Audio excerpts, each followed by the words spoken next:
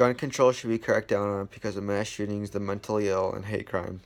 In the first 6 months of 2017 alone, there were 174 mass shootings. In January, a 26-year-old man shot 11 people, 5 fatally, at an airport in Fort Lauderdale, Florida. The man who did this is known as Esteban Santiago, a veteran who 2 months prior to the shooting got in touch with federal agents to tell them he was having terroristic thoughts. Authorities confiscated his weapon for a short period of time, but eventually giving it back prior to the shooting at the Fort Lauderdale airport. On April 16, 2007, Virginia Polytechnic University senior Seong Hui Cho, 23, went on a shooting rampage at the Blacksburg campus, killing 32 people before committing suicide. In February, Jason Brian Dalton, a 45-year-old driver for the Uber ride hailing service, was accused of killing 6 and injuring 2 others during a 5-hour string of random shootings at a car dealership, a restaurant, and other locations in Kalamazoo, Michigan. In a peculiar twist, authorities said he also picked up and delivered passengers during the killing spree. Dalton was arrested and charged with murder.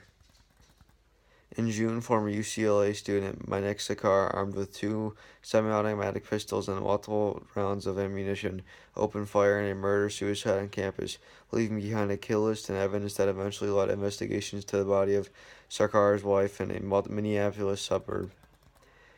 Hate crime is a tremendous reason why guns shouldn't be in the hands of citizens as well.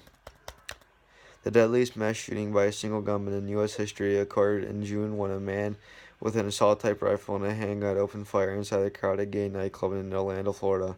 By the end of the 3-hour hostage standoff, police had killed the gunman, 29-year-old Omar Mateen. 49 others were dead, and scores of others were wounded.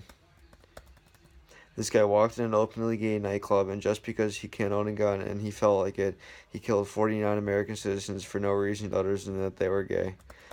President Obama called the incident an act of terror and an act of hate.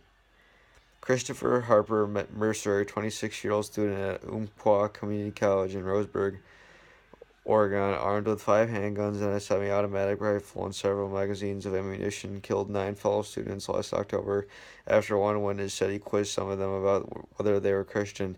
He killed himself after police arrived. This guy killed 9 fellow students based on if they were Christian or not. People like this shouldn't be allowed to have guns. They are mentally sick in the head, and people with past history of hate crimes definitely shouldn't be allowed to own a gun. These mass murderers are the reason for gun control needing to be increased substantially. Either background checks need to be strictly enforced or weapons need to be taken out of everyone's hands. The mentally ill should not be allowed to own guns either. The 2012 massacre at Sandy Hook Elementary School in Connecticut, where a mentally ill gunman killed 21st grade students and 6 educators. The mentally ill hold a big chunk of the mass murders in America. Take the Sandy Hook murderer, for example, Adam Lanza. He killed 20 first graders and 6 teachers just because he forgot to take his pill in the morning. For this reason, the mentally ill owning guns are a danger to our society, and as Barack Obama did to keep guns out of the hands of people, about 75,000 mentally disabled Social Security recipients, it is too big of a risk to allow them to own guns, and Trump reversing Obama's executive action ultimately endangered our communities. Hate crime, mass shootings, and mentally ill owning guns are the reasons for gun control need to be increased.